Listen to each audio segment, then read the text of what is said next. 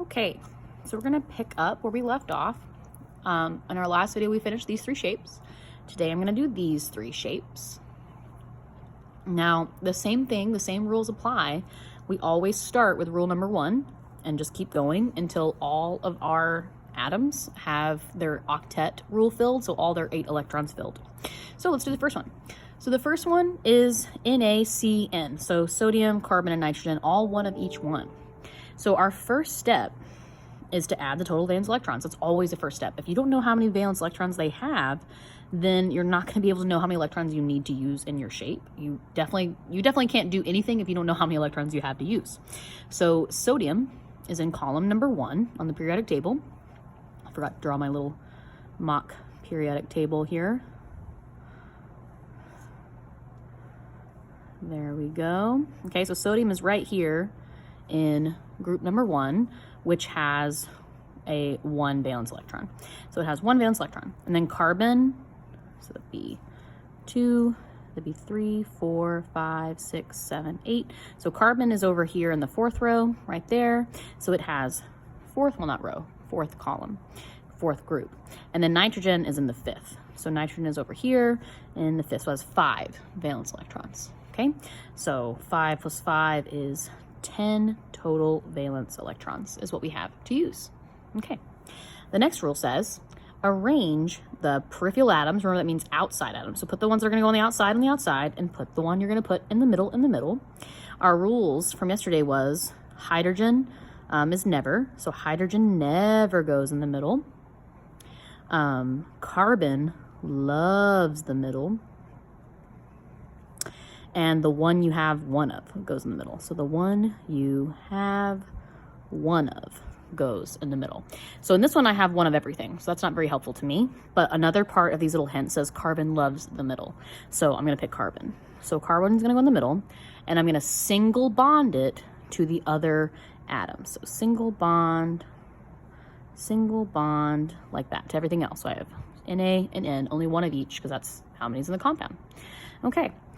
Now, I need to subtract off what I've used. Remember, each bond is 2 electrons because carbon sharing 1 and nitrogen sharing 1. Carbon sharing 1 with sodium and sodium sharing 1.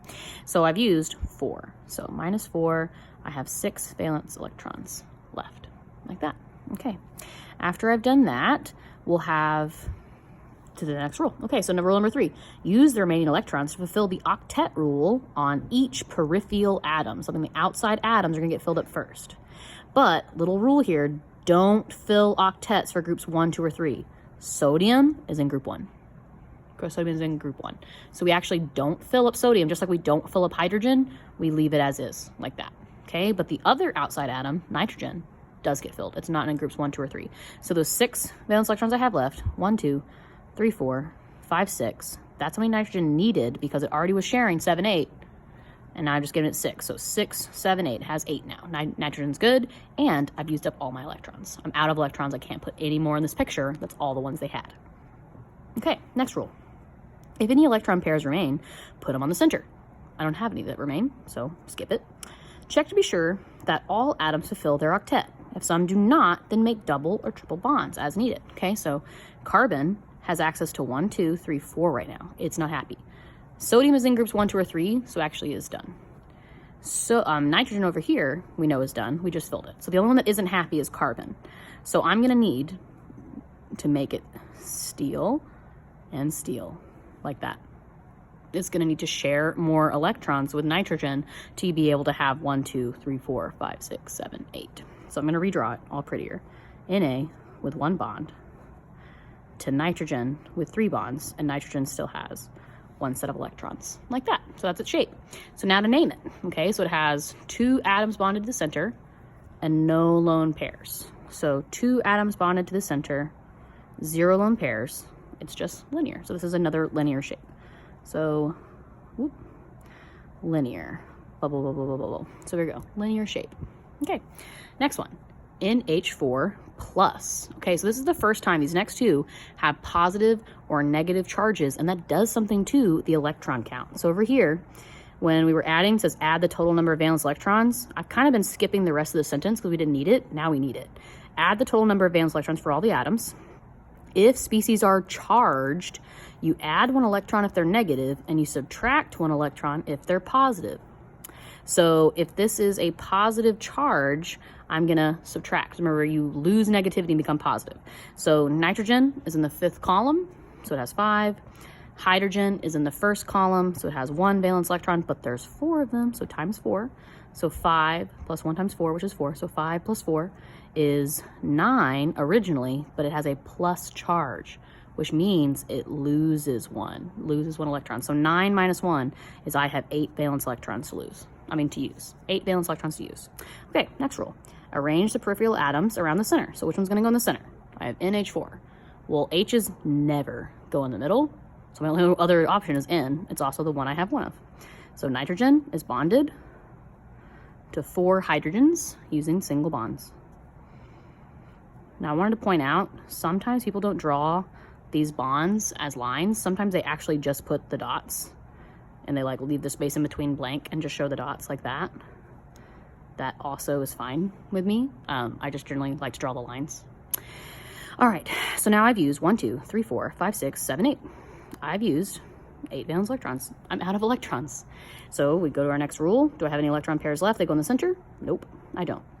Check to be sure that all atoms have filled their octet.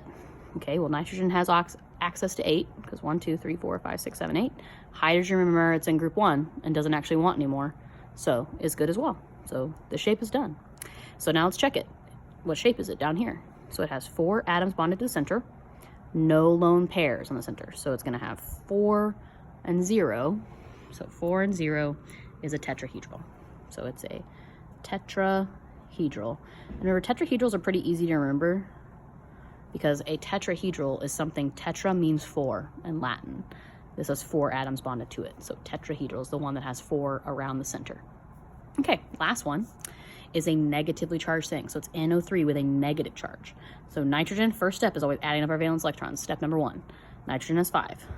Oxygen has 6, but oxygen has 3 of them, so 6 times 3. So 5 plus 6 times 3, so that'd be 18, plus 5, so that'd be 23. But negative, what does negative mean? You become more negative by gaining electrons. So it was 23, but it gained 1 electron because it's negative by 1. So it's actually going to add another electron and be 24 valence electrons to use. Okay. Next rule says put the peripheral atoms on the outside and single bond them to the center. So which one is going to be my center? Well, I don't have a hydrogen or a carbon or anything like that, but I do have nitrogen, only 1 of them. So the one you have 1 of. So nitrogen's going to go in the middle, bonded to the 3 oxygens, like that. And now I've used 1, 2, 3, 4, 5, 6. So I've used 6 electrons so far. So minus 6, got 18 valence electrons left. Okay, so go to my next rule.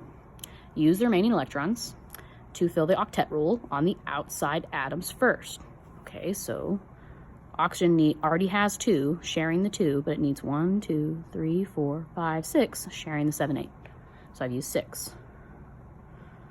Now I've used 12. Now I've used 12. Why can't I add anymore? 18. I've used 18. Oh, and I only had 18. Okay, so that's done. 6, 12, 18.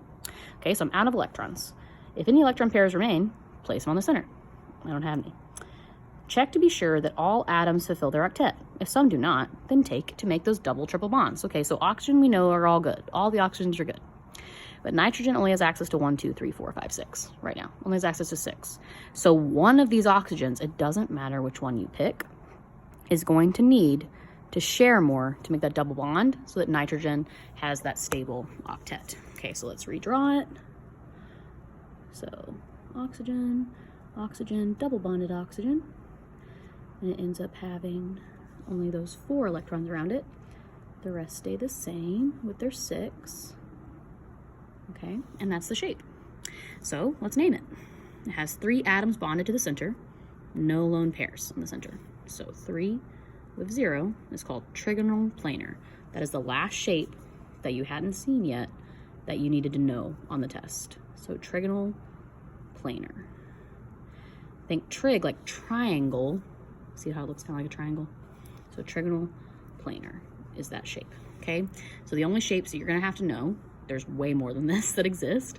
The ones you have to know are linear, tetrahedral, trigonal planar, and then yesterday's shape, remember water ended up looking like this because those lone pairs bent it. So bent, you'll have to know what bent is. So those are the 4 types of shapes that are going to show up on your test. All right, that's it.